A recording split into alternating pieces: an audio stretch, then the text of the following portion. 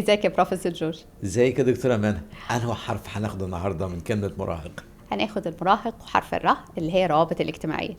بص يا دكتورة منى، طبعا الروابط الاجتماعية حاجة مهمة قوي، بس كل الاباء والامهات اللي بيسمعونا دلوقتي والناس اللي في سن المراهقة اللي بيسمعونا دلوقتي هيوافقوا على نفس الحكاية. في سن المراهقة الشباب بيقربوا قوي من بعض، بيسرهم، خروجهم، افكارهم، سلوكهم، كل شيء مرتبط باصحابهم. وللأسف في نفس الوقت اللي بيقربوا قوي من أصحابهم بيبعدوا عن أهاليهم. كتير من الأهالي بيقول مش بنشوفهم، طول الوقت على التليفون مع أصحابهم، ويرجعوا من بره مع أصحابهم يخشوا أوضتهم ويقفلوا على نفسهم. فهل هي دي الروابط الاجتماعية؟ ده جزء من الروابط الاجتماعية. وفي حاجة تانية احنا بنسمعها كتير، انا متأكدة انك كمان سمعتها من اكتر من حد. انت قول له عشان انا لو قلت له مش هيسمع كلامي، بالزبط. لكن هيسمع كلامك انت. بالظبط. فهم كمان ملاحظين ان هو بياخد النصيحة من بره بابا وماما مش من جوه البيت. بالظبط.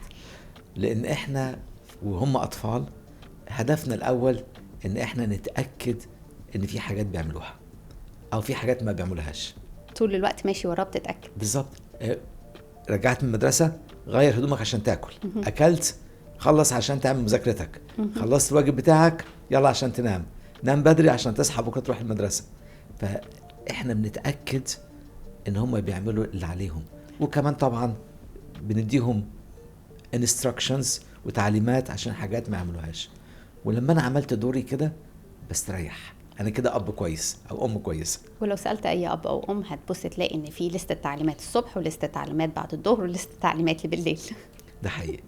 بس في سن المراهقه الدنيا كلها بتتغير. هما ما بيبقاش عندهم استعداد يسمعوا، حاسس ان هو محتاج حريته اكتر، حاسس انه محتاج مساحة اكتر، حاسس انه محتاج في احتياج انه يبعد. اللي بيديهوله اصحابه مش بيلاقيه في البيت من كذا ناحيه. اصحابه بيدوله الابروفل، بيدوله الاحساس بوجوده، بيشجعوا بعض. احنا عايزين الناس تفهم كمان ليه ده موجود، علشان ما يحسوش ان الموضوع موجه ليهم. يعني الاطفال او المراهقين مهما كانت علاقتهم ببابا وماما كويسة، ده ما بيلغيش احتياجه لأصحابه اللي في عمره، أو احتياجه لموافقة أو لدعم الناس اللي في عمره، أو إن هو يلاقي عنده صداقات بره البيت. بالظبط. وده لأسباب ليها علاقة بتطور البشر وليها علاقة بالمرحلة العمرية نفسها. زي ما قلنا إن الشباب في العمر دوت بيبقى عندهم حب استطلاع، وبيبقوا عايزين يجربوا حاجات تانية جديدة، وبيبقى عندهم طاقة كتيرة. فطبيعي ان انا ادور على حد يشاركني في الحاجات ديت، لاني انا لو هسيب القبيلة بتاعتي واطلع برا استكشف العالم. فانت بتتكلمي على التطور البشريه والايفوليوشن. فانت لو هتطلع برا القبيلة بتاعتك عشان تستكشف العالم، محتاج حد يطلع معاك، لان مع احتياج ان انا ادور على الجديد والهوس بالجديد اللي احنا اتكلمنا عنه قبل كده، او حب المغامرة، لسه في احتياج للتواصل. وانا عايز اتواصل مع حد افكاري زي افكاره، عايز حد يطلع معاك علشان انت كمان هتبقى أأمن في المجموعة مش لوحدك. ويبقى لان هو مختلف انا عايز ابقى مختلف زيه. بالظبط. احنا كنا بنتكلم على بنطلون جينز، وقبل ما تحكي الحكايه الحلوه بتاعتك هقول لك حاجه غريبه جت في دماغي واحنا بنحكي دلوقتي. بنطلونات الجينز طبعا مشهوره في انجلترا. في وقت من الاوقات الشباب المراهقين بطلوا يلبسوا بنطلون جينز. الكلام دوت في التسعينيات لسبب ظريف قوي، لان في الوقت ده كان رئيس الوزراء في بريطانيا اسمه توني بلير. اوكي. وكان بيطلع ببنطلون جينز. بس طالما واحد رئيس وزراء بيطلع ببنطلون جينز، خلاص الشباب مش عايزين يقلدوا الكبار. مش عايزين يقلدوا الكبار. فعندنا حكاية على بنطلون جينز. طيب، هي انجي نزلت مع ماما علشان كانت عايزة تجيب بنطلون جينز، وبعد لف كتير وتدوير كتير ومحلات كتير وحاجات كتيرة جدا مش عاجبة انجي. ده لونه مش عاجبها، ده مش هيليق على الحاجات اللي انا عايزاها، ده قصير، ده مش الموديل اللي بدور عليه، ده واسع قوي، ده ضيق قوي، ده قصير قوي. ودي حكاية بتحصل كل يوم، انا متخيلها الشوبينج قدامي. مع المراهقين مش ألطف حاجة. لا. دخلت المحل، فماما دخلت عليها في أوضة القياس، لقيتها بتبص في المراية ومعجبة جدا بالبنطلون الجينز اللي هي لقيته، وواضح ان هي مبسوطة باللي هي شايفاه. بس ماما لاحظت مشكلة اتحلت كده. لا للاسف ماما لاحظت ان هو ضيق قوي وهي مش أوكي. حابه تشوف بنتها بالشكل دوت. اوكي. فماما قررت انها تروح تجيب المقاس الاكبر من نفس الموديل وتديه ولا تقيسه. حل بسيط. ماما عندها الحل وبصراحه منطقي. دخلت عليها بتديها البنطلون الجينز، انجي قالت لها ايه ده ليه؟ انا عاجبني دوت، انتي مش شايفه شكله كويس ازاي؟ ده هو مظبوط جدا عليا. فماما قالت لها انا حاسه ان هو ضايق عليكي. انتي ليه بتقولي كده؟ انتي ليه مش عايزاني اجيب الحاجه اللي عجباني؟ ده انتي ما قديمة. بتشوفيش صحابي كلهم لابسين عاملين ازاي؟ اشمعنى انا؟ ما الكل بيعمل ده. وكلمه الكل بيعمل ده كل الامهات بتسمعها من عمر صغير جدا لعمر كبير. الحقيقه ان مامة انجي ضايقت جدا من الطريقه، يعني انا لفه معاكي طول اليوم، تقبلت، حاولت اساعدك، راحه جايه عشان اجيب لك الحاجه اللي انت بتجيبيها، اللي انت بتدوري عليها او حباها، واتضايقت. فسابت البنطلون وقالت لانجي انا هستناكي في العربيه. انجي اكيد اعتبرت ان ماما بتحملها. طب بترفضها. بالنسبه للبنطلون فماما قالت لها انا هستناكي في العربيه. تفتكر هي ليه عملت كده؟ انجي كانت بتدور على ايه وماما كانت بتدور على ايه؟ انجي متهيألي بتدور على حاجه مش مهم تعجب ماما او لا، حاجه تعجب صحابها. لان انجي بتتخيل ان هي رايحه الحفله او المدرسه او الويك اند لابسه بنطلون جينز دوت، واصحابها بي ابروفها، بيدعموها، بيقولوا دي حاجه رائعه. ويمكن شافت حد تاني زي ما بيقولوا لابسه بنفس الطريقه، كل الناس لابسه كده، كل الناس لابسه كده، وهي مش عايزه تبقى بره الجروب ده. وماما نازله تعمل معاها شوبينج واخده وقت كتير من يومها وجايه على نفسها وتعبانه معاها علشان عايزه تقضي وقت مع انجي. واكيد ماما تعبت وصبرها نفس، واكتشفت مره وفجاه انها لقت الحل بان البنطلون يكون مقاس اوسع، وطلع الحل ده مش حل الانجي. وطلعت كمان ان انجي مش قادره تقدر ان ماما تعبانه عشانها، بتحاول علشانها. فماما كانت ذكيه وشاطره، فوقت ما كانت غضبانه ما طلعتش الغضب ده على انجي، وفي نفس الوقت ما سمحت لهاش انها تهينها وتبوظ العلاقه ما بينهم. ركبوا العربيه مع بعض، وبعد كده في خلال الطريق كان صمت تام، طبعا كان متوقع. اكيد اكيد. قبل ما ينزلوا من العربيه ماما قالت لها انا عايزه اقول لك حاجه مهمه. الطريقه بتاعتك دي ضايقتني قوي، انا فعلا انت جرحتي مشاعرك بانك بتزعقي لي بالطريقه دي، انا ما بحبش اشوفك غير في احسن حاله. وسكتت. فبدات انجي تقول لها سوري، ونزلت من العربيه. سوري جميله، وماما شاطره ان هي قدرت توصل للمرحله ديت، حتى لو كانت سوري مقصوده او غير مقصوده، حقيقيه او مش حقيقيه. وعجبني ان ماما ما استخدمتش الاسلحه الفاسده. انا وانت دكتوره منى استخدمنا فكره الاسلحه الفاسده مع الاطفال، وعايزين نجربها مع المراهقين. وهنتكلم كمان شويه على حكايات تانية، بس واحنا في الحكايه دي عجبني ان ماما ما استخدمتش الاسلحه الفاسده. ماما كان ممكن تقول لها انت ما عندكيش دم. ادي اول سلاح فاسد اللي هو ايه؟ ان احنا نسميهم اسامي، بنسميهم اسامي، نوع من الشتيمه. انت ما عندكيش دم، ما بتفهميش، ده حاجه، او اللوم. مفيش فايده، محدش حاسس بيا خالص. انا تعبت طول الوقت، انت مش مقدره ان انا تعبت، فتلومها. مفيش حاجه عجباكي، كم موديل وريتهولك ومش عاجبك. او اسلحه فاسده التاني التريقه، ما انت ما بيعجبكيش غير الموديل اللي مش لايق عليكي ده، ولا لايق عليكي خالص، انا مش عارف تعجبك ايه اللي عاجبك فيه. ايه كمان اسلحه فاسده؟ التقليل من اللي قدامي، او ان انا ما احترموش، ان انا اهدد، لو ما جبتيش اللي انا بقول لك عليه انا مش هجيب لك حاجه ابدا، مش هشتري معاكي، مفيش حاجه خالص تشتريها السنه دي، يا هو كده يا بس.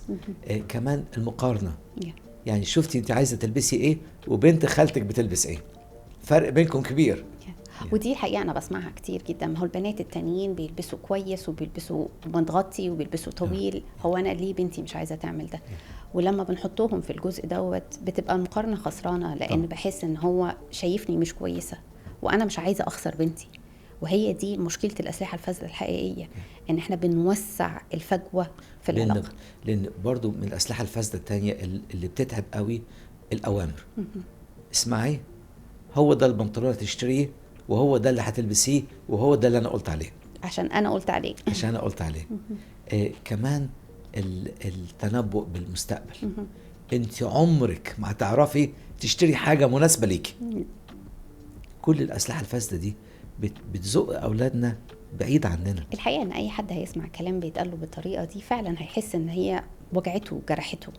بالزبط. ومش معنى ان انجي كلمت ماما بطريقه مش كويسه ان ماما كمان لازم تعكس دوت وتبدا ترد عليها بطريقه مش فانا كويسه. عجبني ماما دي قوي. بس خليني احكي لك حكايه تانية، لان عايزين نوصل فكره تاثير المراهقين على بعض. قبل ما تحكي الحكايه اللي قول يا بعدها، دكتور مان. فاكر الحكايه اللي انت حكيتها عن قريبك المره اللي فاتت بتاع حماد. بتاعه العربيه؟ بصي، تقصدي انا جزء فيها. اقصد إزاي الجزء ان انتوا شجعت؟ كنتوا معاه. تفتكر بالظبط. لو ما كنتوش معاه كان يمكن قراره شكله اختلف؟ بصي، وجودنا معاه ورغبته ان احنا نشوفه بطل ونعمل له ابروفال، وان هو عمل حاجه خطيره نفتكرها العمر كله، طبعا شجعه. انا اعتقد لو احنا ما كناش معاه مش بس كان عملها مختلفه، ما كانش فكر فيها خالص. فوجود التين كان ايجرز مع الخطر بعض، هيقل. كان اكيد الخطر هيقل. الخطر هيقل. يعني من الحكايات اللي انا فاكرها، انا اتربيت في اسكندريه، وفي اسكندريه الناس اللي تفتكر في جزء اسمه بير مسعود. وبير مسعود مكان جميل قوي قوي، تقدري وقت الغروب تقعدي عليه على الصخر تشوفي غروب الشمس، مكان رائع. لكن برضو في حاجه غريبه بتحصل في بير مسعود، في ناس بترمي فلوس لان ده بيجيب حظ. اوكي. بس في الشباب مش بيرموا فلوس عشان يجيب الحظ. يمكن كبار السن يعملوا كده شويه. مجموعه شباب بيجوا على حرف الصخر والبحر تحتيهم، وبيروحوا ينطوا اوكي. وينزلوا في الميه. الغريب في الحكايه ديت نادر ما تلاقي واحد مراهق رايح لوحده ينط في بير مسعود. للاسف الحكايه بتاعتي 7 شباب جايين مع بعض، في جزء منهم واضح انه متمرس قوي في العوم، وفي واحد شكله ان هو مش عارف اللي بيحصل ايه. فقالوا يلا تيجي ننط. الناس كلها بتتفرج على الغروب في هدوء، وبدأوا ينطوا واحد ورا واحد. بس عندهم تكنيك، بيجروا قوي قوي قوي لغاية لما يوصل لحرف الصخرة، وبيتني رجليه وبيروح ناطط في المية ويفرد رجليه وهو في الهواء عشان ينزل بطريقة معينة. لغاية آخر واحد كان واضح ان هو بيتأخر عنهم، وبدل ما يجري لآخر الصخرة بدأ ينط يمكن 2 ياردة قبل نهاية الصخرة، وهو طبعا بينط وتشانكل ووقع على رجليه ورجليه كسرت، وكانت مشكلة والإسعاف وإزاي يطلعوه في المية. طبعا أنا مش ناسي الحكاية ديت، بس اللي فاكره كويس قوي إزاي في سن المراهقة والرغبة في ان انا ابقى زي الاخرين، وان انا اخد الابروفال بتاعهم، وان انا اشوف تشجيعهم، وان انا ما بقاش بره المجموعه. ده اللي شجعه. لو الشاب ده كان لوحده انا متاكد ما كانش عمل هيفكر كده. ينط. فاللي عايزين نوصله ان تواجد المراهقين مع بعض بيشجعهم على ان هم يكونوا مع بعض في جروبس وياخدوا قرارات يمكن ما كانوش ياخدوها لو كانوا لوحدهم. بص، هو في حاجة كانت على بالي دلوقتي، هي تحدي بيقابل عائلات كتيرة قوي. فكرة ان هو انا وانت عارفين ان المراهقين كمان بيبقوا محتاجين دعم وارشاد، لان احنا بنختبر فترة تغيرات كتيرة جدا، بيبقى فيه اختلاط في المشاعر، بيبقى فيه اختلاط في قرارات، بيبقى فيه حاجات كتيرة صعبة. فوجود ناس داعمة ليهم حواليهم في المجتمع مهم، ما يكونش بابا وماما بس. بالظبط، المجتمع اللي حواليهم. بس انا عايز اوصل برضو فكرة انا وانت بنتكلم فيها كتير. التحذير والمحاضرات مش هي الحل. يعني برضو الحكاية اللي كنا بنتكلم فيها، ودي حكاية حقيقية. نظرة في مدرسة مشهورة وقفت البنات وبدأت دي محاضرة عن الفيبينج، وازاي السيجارة الإلكترونية أو الفيبينج حاجة مضرة. لسوء الحظ بنتها في نفس المدرسة، وبنتها حفلة عيد ميلادها في نفس اليوم، و3 بنات واقفين ورا بنتها. واحدة منهم قالت لهم، هم معزومين على الحفلة، قالت لهم ايه رأيكم نجيب سيجاره الكترونيه فيب النهارده في بيت النظره. الثلاث بنات لقوا الفكره دي ايه؟ لطيفه جدا. في ابروفل، هم عجبتهم الفكره، وفكره ان هم لانها مغامره جديده. مغامره. فالتحذير ما جابش نتيجه، والتحذير خلاهم يفكروا في حاجه ابعد من اللي كنا بنفكر فيها. فبدل ما يعملوا فيبنج بره، راحت البنت جابت الفيب وقالت للبنات التانيين، وبداوا يعملوا فيبنج في بيت النظره. والابله النظره في وسط الحفله نزلت تطمن عليهم، ولقت الفيب اللي هي بتحذر منه مع بنتها واصحابها في بيتها. فالمهم قوي مواصله التواصل معهم. انت فكرتني بالحاجات كمان اللي اتكلمنا فيها الحلقه اللي فاتت، فكره اتخاذ القرارات. هي اكيد البنت كانت عارفه ان ده بيت النظره، وان احتماليه ان هم يتقفشوا كبيره، وان ساعتها هيكون العقاب وخيم طبعا. بس هي كانت دافع بالنسبه لها الجديد، ان احنا نجرب الابروفل بتاع صحابي، او ان هم يتقبلوني ويشوفوني مميزه، ونظره الانبهار باللي انا هعمله. بالظبط اكتر بكتير من تاثير العقاب او توابع الامور هيبقى شكله عامل ازاي. فعشان كده في سن المراهقه بيقربوا قوي من بعض، عايزين الابروفل، وللاسف احنا كمان بنبعدوا عننا بالاسلحه الفاسده اللي بنستخدمها. فرجائنا النهارده ان احنا يبقى عندنا استراتيجيه تخلينا نتواصل معاهم ونقرب منهم، ويلاقوا الامان اللي هنتكلم عليه في الحلقات القادمه معانا، اللي يقدر يفتح لهم السكه للمستقبل. فاحنا الاستراتيجيه بتاعتنا اسمها تواصل وواصل. تواصل وواصل، عجباني. ازاي نعملها؟ في طرق كتيره، هنقول حاجات منها على قصه مامة إنجي. مامة إنجي فضلت هاديه، مع ان انا متاكده ان هي كانت مستفزه جدا من جواها. انا عجباني قوي النقطه دي، وهقول لك حاجه يا منى. في الكالتشر بتاعتنا كلنا بتاخد مننا قد ايه وقت ان احنا قدره الانفعال بتاعتنا او قوه الانفعال تطلع من 0 ل 100. مش كتير. تاخد ثواني. دي للاسف ده بيحصل، بننفعل بسرعه قوي قوي. فان كل ماما استنت بقت هاديه وما انفعلتش، ده يعني بيج بونس. وده اللي سمح لها كمان انها تعبر عن نفسها بطريقه واضحه. هي قالت معلومه، قالت لإنجي التصرف اللي انت عملتيه ده غير متقبل، وشرحت مشاعرها في التصرف ده كان شكلها عامل ازاي، لان ده من حق ماما، اللي انت عملتيه ده جرحني. وبعد كده قالت لها انا بحب اشوفك في احسن حال. ودي واحدة من الادوات اللي احنا حابين الناس تعملها، ان هي ترجع تقول ايه القيم والمبادئ اللي احنا حابين نشوفها. جميل جميل. منى تعالي نعيد دي تاني، نلخصها تاني للناس اللي بيتابعونا. فتواصل وواصل مهم قوي قوي، ان انا احافظ على الجسور اللي احنا بنينا كل الحلقات بتاعتنا عليها. فالحافظ على الجسور ان انا اول حاجة في المواقف ديت اخليني هادي، ما انفعلش بسرعة، اخلي الاي كونتاكت، تواصل بالعينين موجود. كتير قوي مننا كل التواصل بيننا بينتهي بان انا اشوح راسي بعيد او اعمل حركة بايدي بتنهي التواصل. فان انا بخلي العينين مع بعض. او في نقطة تانية بتحصل لما بيكون الاب او الام زعلانين من اولادهم، اللي بيحصل ان احنا علاقتنا بتقتصر على الاوامر بالزبط. والتعليمات، لكن انا بلغي اي حاجة تانية. ببطل اتكلم معاه في اي موضوع، في خبرته اللي حصلت معاه في اليوم، اساله هو حاسس بايه او حابب ايه. ده العقاب الصامت. هي دي النقطه. وحتى لو انت مش 100% بطلت تتكلم معاه ولسه بتوديه المدرسه وبتتكلم معاه في الطريق وبترجعه من المدرسه، هو حاسس ان في اختلاف في العلاقه. عشان كده الاستمرار التواصل، يبقى قلنا افضل هادي، احافظ على الاي كونتاكت، اشرح اللي حصل ايه، اقول مشاعري شكلها ايه، ادي اختيارات، واقول القيمة اللي انا عايز اشوفها، واتابع الموضوع، استمر في التواصل. وفي نقطة تانية، ممكن مع تكرار الموقف بطريقة معينة ممكن اكتب له نوت. جميل. انا بيعجبني كده ان انا اكتب نوتس، اكتب له على ورقة او حتى بطريقة ساخرة.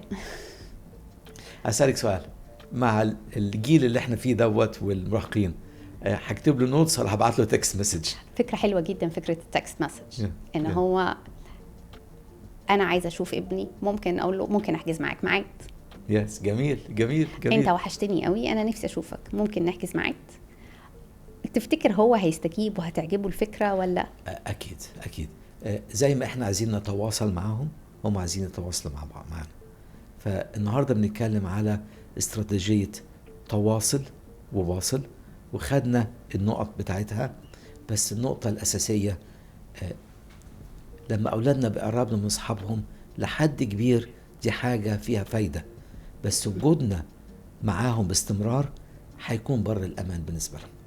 فتعالوا بالنسبه لشبابنا المراهقين نتواصل ونواصل معاهم، ونستخدم الاستراتيجيه بتاعت النهارده نخليهم ينمو في صحه نفسيه سليمه. نشوفكم يوم الخميس الجاي. اتفرجوا على الحلقه، اعملوا لايك وشير وسبسكرايب، وإن شاء الله المرة الجاية تكون مشوقة زي المرة دي.